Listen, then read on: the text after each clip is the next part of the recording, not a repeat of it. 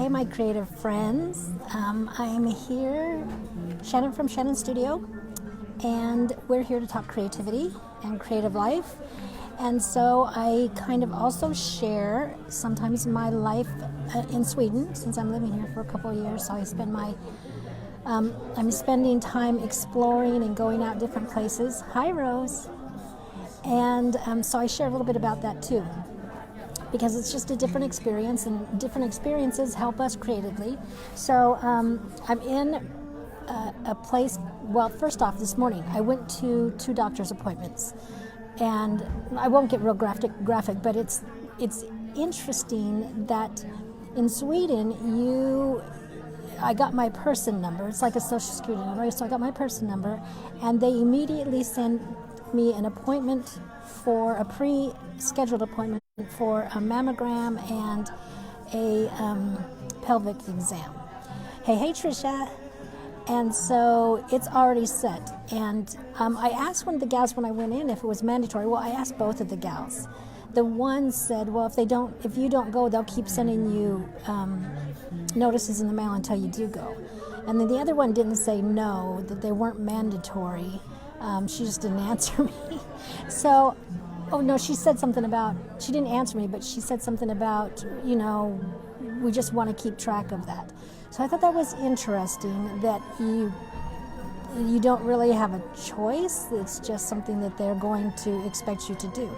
So that was interesting. And the other interesting thing, it was the normal appointment, but for women who have gone to have appointments, a mammogram or a pelvic exam, usually they, you have to undress, but they give you a little paper cover, and they go out of the room, and you undress, and then they come back in. And it was so funny because I was standing there waiting for them to leave, and they never left. And finally the one said, just take off your clothes. And I'm like, oh. So it's just not what I'm used to. It's not like bad or anything, but it was just funny how things are different. And when you're raised, or you only know one way, that's what you perceive is the way. And so that was interesting today. And we talk about new experiences in creativity. We talk about different perspectives, and this definitely is giving me a different perspective on a lot of things, even healthcare stuff. So I'm just moving this out so we don't get other people in the way or videotape other people. So that was new, interesting today. So right now I'm at Mr. Cake's, and it is a cafe that has sandwiches and just a lot of.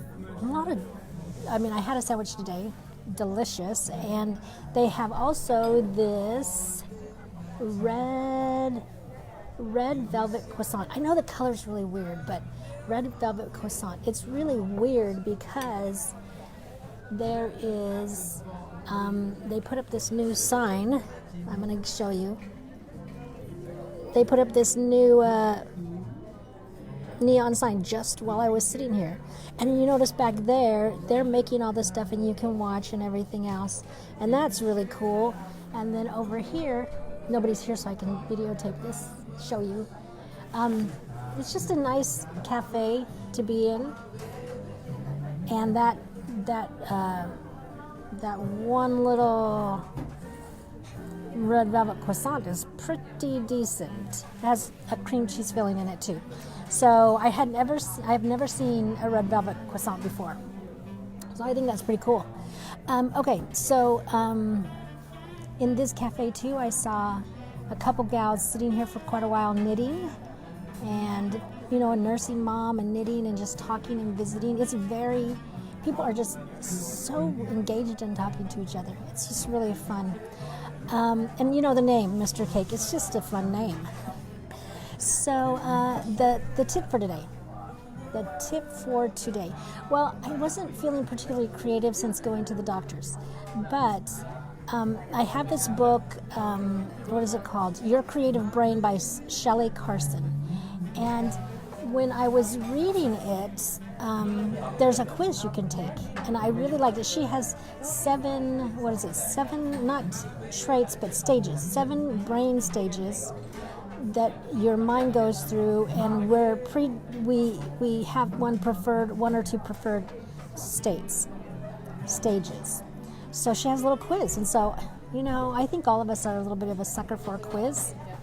And so, oops, let me turn that way.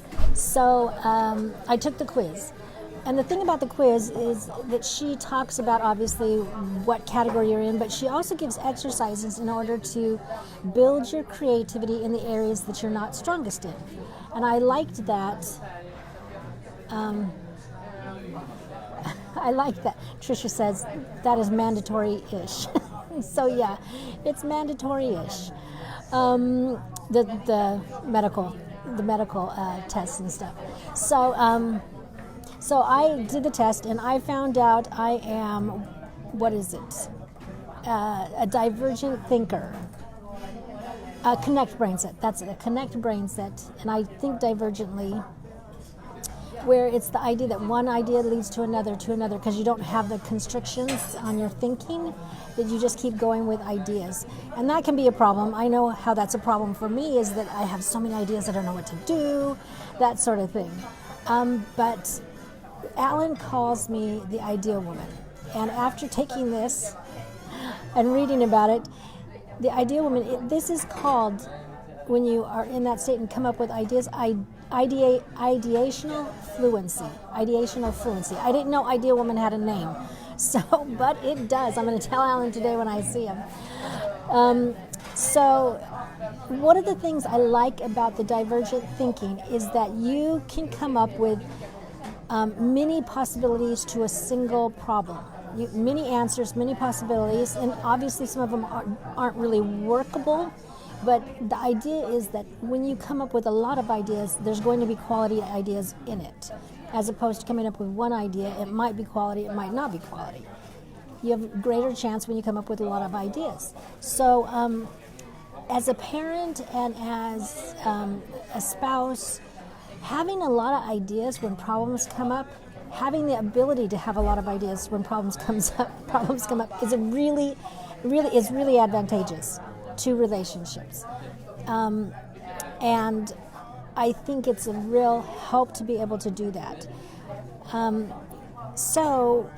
My tip for today was to go, I think you can go on her website, Shelley Carson, and take the quiz. See if you can take the quiz there. I'm pretty sure you can. Take the quiz and find out what you are and what you aren't. Because there's 7 categories, and you're strongest in one and second strongest in the other, and then that means there's 5 others that you can work on. And I'm going to look at those 5 others of areas I can increase